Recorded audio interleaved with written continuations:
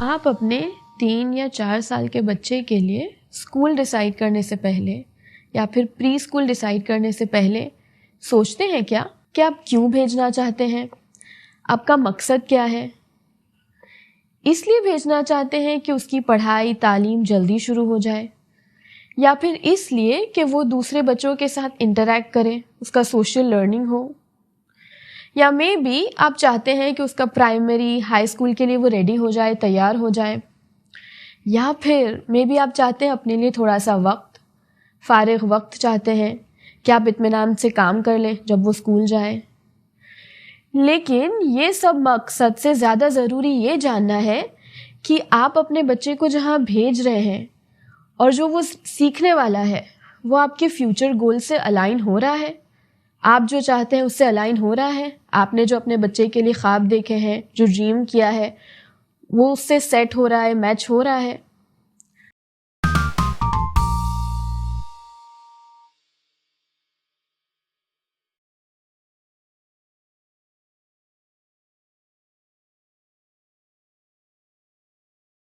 आपको मालूम है कि जो फॉर्मल लर्निंग है उसको रिसर्च के मुताबिक जल्दी शुरू करने से फ़ायदे कम और नुकसान ज़्यादा है।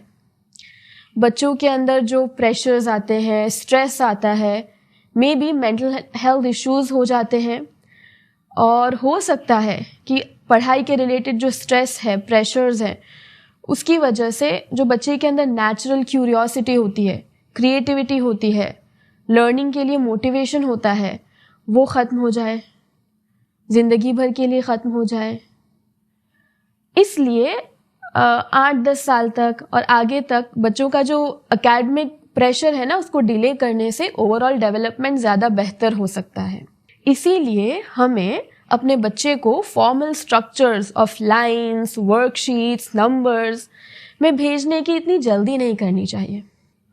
मैं मानती हूँ कि जो बेस्ट लर्निंग है ना, वो सेल्फ मोटिवेटेड और सेल्फ ड्राइवन होता है। बच्चा अपने अंदर पैदा होने के साथ ही सीखने का जज्बा लेकर पैदा होता है।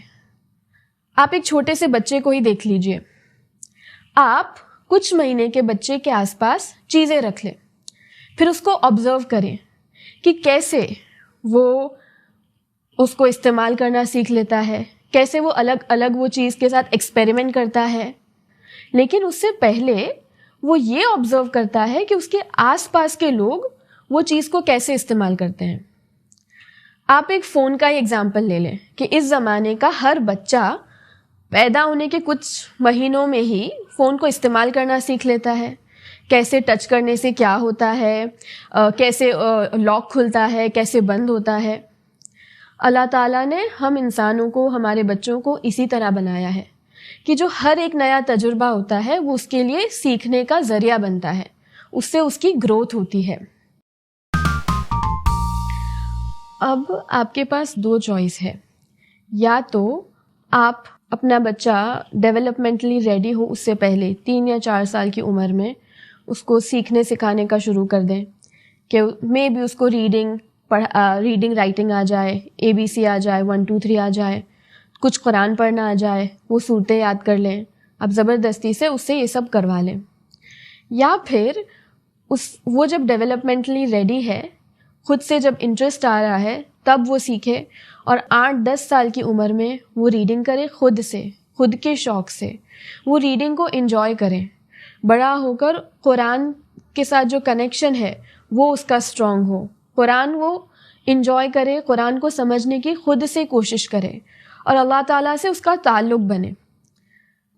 क्यों हम हमारे 10 महीने के बच्चे को चलने पर मजबूर नहीं करते अगर वो खुद से ना चले तो? क्यों हम ये सवाल नहीं करते कि कुछ बच्चे चलने से पहले महीनों तक क्रॉल करते हैं और कुछ बच्चे सीधा डायरेक्ट चलने लग जाते हैं, कि हमारे कुछ बच्चे जो होते हैं वो 1 साल में बोलने लग जाते हैं और कुछ बच्चे जो होते हैं वो 2-2.5 साल तक भी अल्फाज भी नहीं बोलते। बच्चे खुद से खाना खाना, अपनी उंगलियों का इस्तेमाल करना सीख जाते हैं। 3 या 4 साल की उम्र बच्चे के इमोशनल डेवलपमेंट के लिए बहुत ज़्यादा अहम होती है, बहुत क्रूशियल साल होते हैं ये। उसमें उनका जहन, उनका दिमाग, दिल, इमोशंस, ये सब का डेवलपमेंट हो रहा होता है। वो अपने आप को समझ रहे होते हैं, उनके अंदर की जो क्रिएटिविटी वो डेवलप हो रही होती है। वो जैसे जैसे उनके अंदर कॉन्फिडेंस बढ़ता है, ऐसे ऐसे उनके अंदर अपने जज्बात को काबू करना सीखने लगते हैं। इस उम्र में ज़्यादा ज़रूरी है और उनके लिए बहुत अहम है कि वो बिना रोक टोक के खेलें, जो फ्री प्ले कहते हैं ना, वो करें, और अपनी जो उनकी जो मर्जी है उसके हिसाब से चीज़ें करें, उनका जो दिल चाह रहा है वो करें।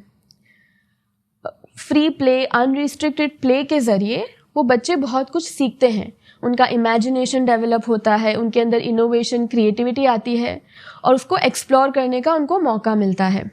उनकी लैंग्वेज डेवलप हो रही होती है, वो अल्फाज, ज़बान, आसपास के जो लोग हैं उनसे नए नए वर्ड सीखते हैं, उनका इस्तेमाल करना सीखते हैं, उनके अंदर लैंग्वेज की डेवलपमेंट हो रही होती है।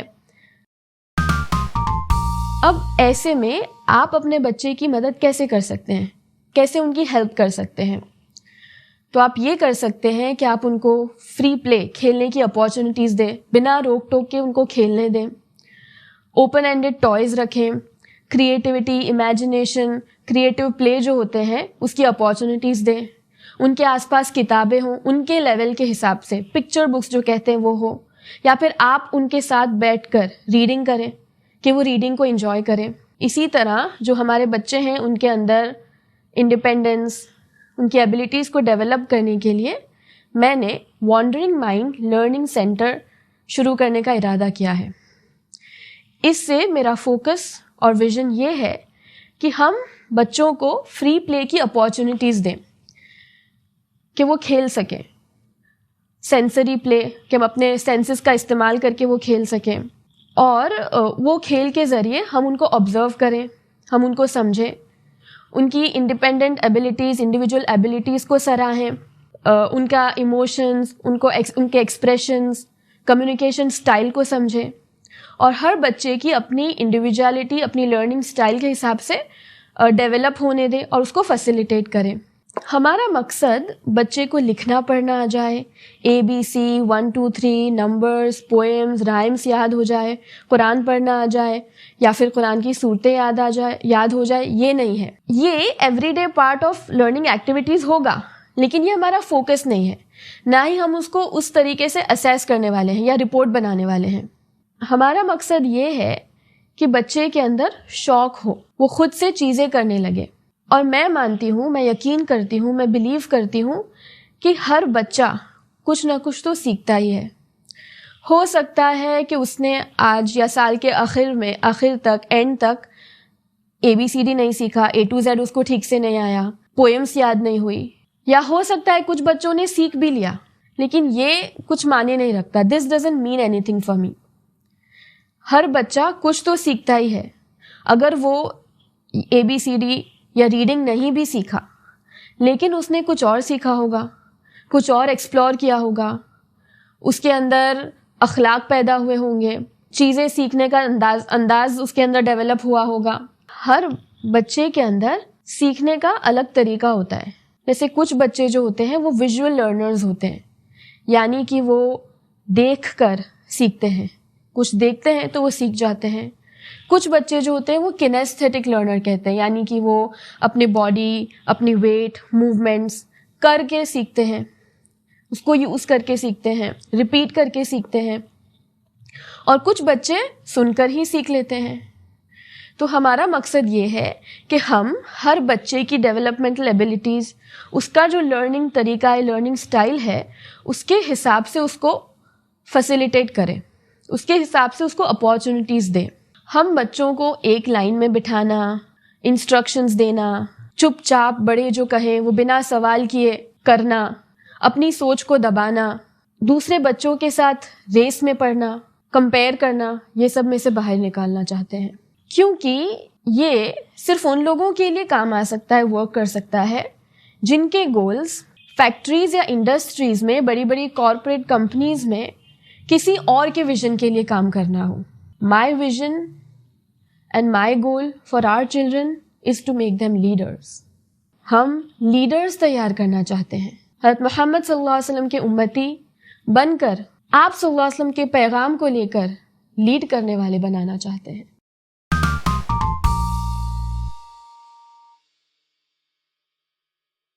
जाहिर सी बात है कि ये alternative education, home based education हर किसी के लिए नहीं है। आपको ये डिसीजन बहुत सोच समझ के लेना होगा। अपनी फैमिली के गोल्स, इंटेंशन, विजन को सामने रखकर ये डिसीजन लेना होगा, क्योंकि ये सिर्फ बच्चे की लर्निंग प्रोसेस नहीं है, आपकी लर्निंग प्रोसेस भी है। तो क्या आप रेडी हैं? हमारा मकसद ये प्रोग्राम से सिर्फ 3 या 4 साल का बच्चा नहीं है, उसकी फैमिली, उसके पेरेंट्स, स्पेशली उसकी माँ है। इसलिए हम जो लर्निंग प्रोग्राम है उसमें बच्चे को तो ध्यान रखने वाले हैं, लेकिन साथ में पेरेंट्स के लिए वर्कशॉप्स अरेंज करने वाले हैं, पेरेंट लर्निंग प्रोग्राम्स रखने वाले हैं, ताकि हम साथ में मिलकर कम्युनिटी बिल्ड करें। Before deciding this route for your family, think about how much are you willing to put in. This is going to be your learning journey too. ये करने के लिए आपको अपना माइंडसेट शिफ्ट करना होगा, आपको अपने आप को अनस्कूल करना होगा। मैं ये नहीं कहूँगी कि आपका अपना फ्री टाइम चले जाएगा, आपको कुछ वक्त नहीं मिलेगा। ये तो एक मिथ है। ये जो एफर्ट है वो हमको, आपको और मुझको मिलकर करना है। This is going to be a collaborative effort by you and us. So are you ready for this collaboration? Are you ready to put the first steps into building this community?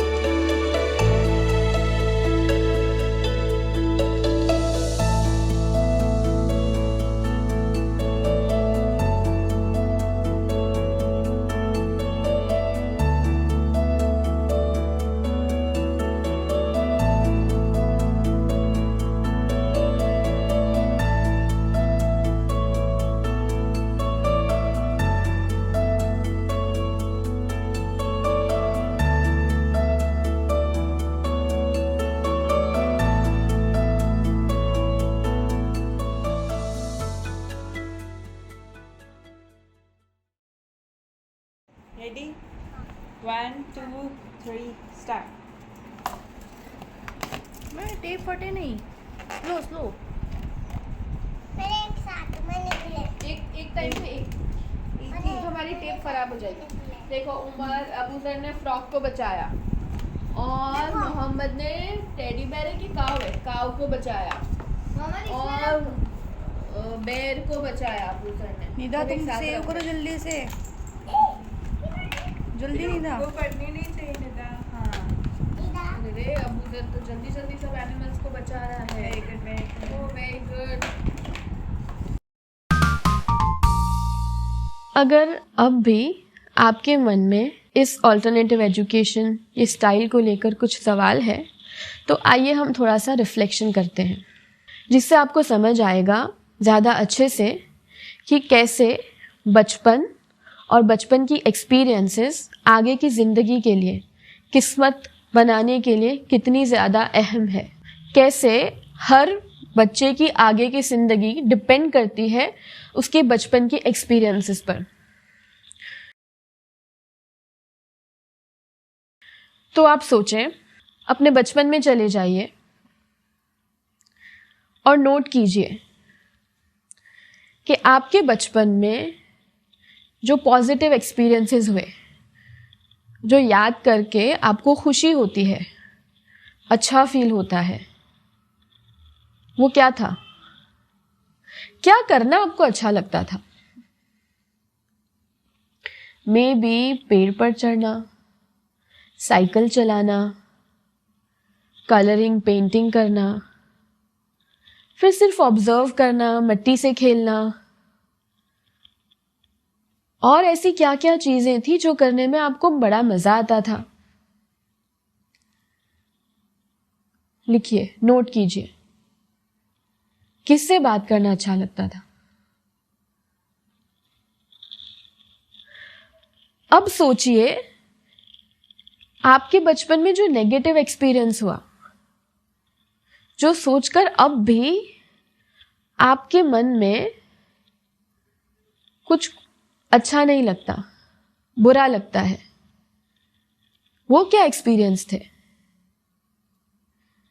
क्या हुआ था? May be आपने कुछ गलत किया और किसी ने आपको डांट दिया, या किसी ने मार दिया, या और लोगों के सामने आपको कुछ सुना दिया, ह्यूमिलिएट कर दिया और आपको बुरा लगा। और शायद आपको वो सारी एक्सपीरियंस अभी तक याद होगी, आप भूले नहीं होंगे, और उसका असर भी होगा आपकी ज़हनियत पर। सोचिए और क्या एक्सपीरियंसेस थे। अब सोचें कि आपने क्या स्किल्स या नॉलेज डेवलप हुई आपके अंदर जो आपने स्कूल के अलावा सीखी, स्कूल के बाहर सीखी, और सीखने में मजा आया। इसलिए सीखी कि आप खुद सीखना चाहते थे, आप खुद जानना चाहते थे। वो क्या है?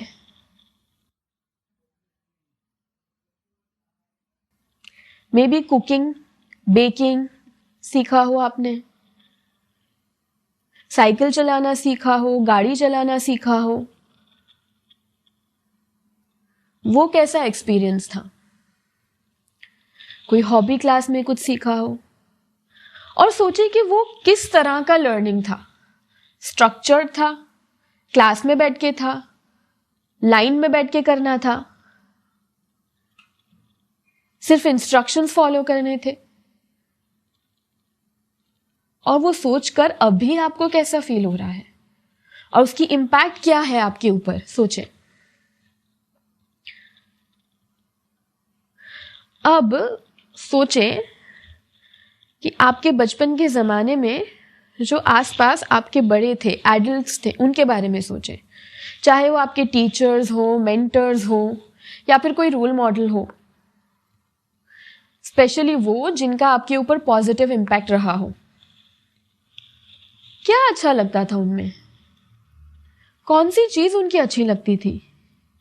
उनका स्माइल करने का तरीका, उनके अंदर जो वार्मथ थी वो, या फिर वो आपसे जिस तरीके से बात करते थे वो अच्छा लगता था, कि आपको अहमियत देते थे, आप जब बात करते थे तो वो सुनते थे।